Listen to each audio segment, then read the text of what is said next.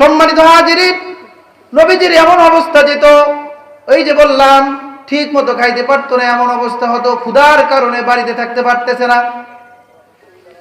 হাদিস পাকের মধ্যে আসছে, একদিন খুব দুপুরবেলা ক্ষুধার কারণে বাড়িতে থাকতে ভালো লাগতেছে না, তারা মসজিদে চলে গেছে। এক নম্বরে গেছে আবু বকর রাদিয়াল্লাহু তাআলা আনহু, দেখেন সাহাবাদের অবস্থা। এরপরে গেছে ওমর রাদিয়াল্লাহু তাআলা আনহু, গিয়া বলতেছে, ভাই ওমর তুমি এখানে কেন আসছো? বলছে ক্ষুধার কারণে চলে আসছি। এর কিছুক্ষণ পরে রাসূল করিম সাল্লাল্লাহু আলাইহি ওয়াসাল্লাম গেছেন। রাসূল গিয়ে জিজ্ঞেস করছে, কি ব্যাপার? এই দুপুরে সাধারণত মানুষ বেরায় না, মদিনার গরম বেশি। বলছে, ইয়া রাসূলুল্লাহ, যে সত্তা আপনাকে হক নবী বানিয়েছেন, ওই সত্তার শপথ করি বলতেছি, এই পেটের ক্ষুধার কারণে বাড়িতে থাকতে পারতেছি না, এই জন্য মসজিদে চলে আসছি। নবীজি বললেন, তোমাদেরকে যেই কারণে ঘর থেকে বের করেছে, ওই বস্তু আমাকেও ঘর থেকে বের করে নিয়ে এসেছে। এরপরে তারা আবু আইয়ুব আনসারী রাদিয়াল্লাহু তাআলা আনহুর বাড়িতে গিয়েছেন। গিয়ে দেখেন আবু আইয়ুব বাড়িতে নাই। তার বিবিকে জানালো, তার বিবি বলল, ইয়া রাসূলুল্লাহ বসেন।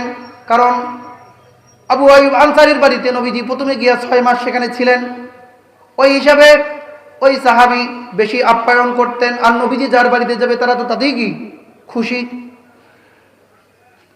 এর মধ্যে আবু আইয়ুব আনসারী রাদিয়াল্লাহু তাআলা আনহু চলে আসলেন। চলে আসার পরে তাদেরকে খেজুর এনে দিলেন, পাকা কাঁচা সব ধরনের খেজুর খাইতে দিলেন। খেতে দেওয়ার পরে একটা ছাগলের বাচ্চা জবাই করলো। জবাই করার পরে রান্না করা হলো, রুটি তৈরি করা হলো।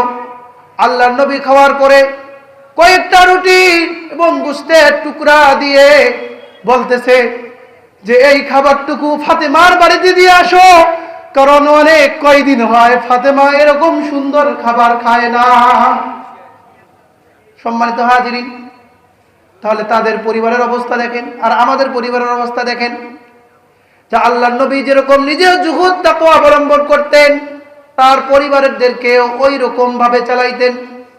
তাদের জন্য দুনিয়া পছন্দ করতেন না। একদিন এক মহিলা স্বর্ণের আংটি পরে নবীজির দরবারে উপস্থিত হয়েছে। আল্লাহ নবীগুলি পছন্দ করতেন না। আংটিটা দেখার কারণে তার হাতের মধ্যে বাড়ি দেওয়া শুরু করছে। এইটা দেখে এর কারণে সে একটু বিচলিত হয়ে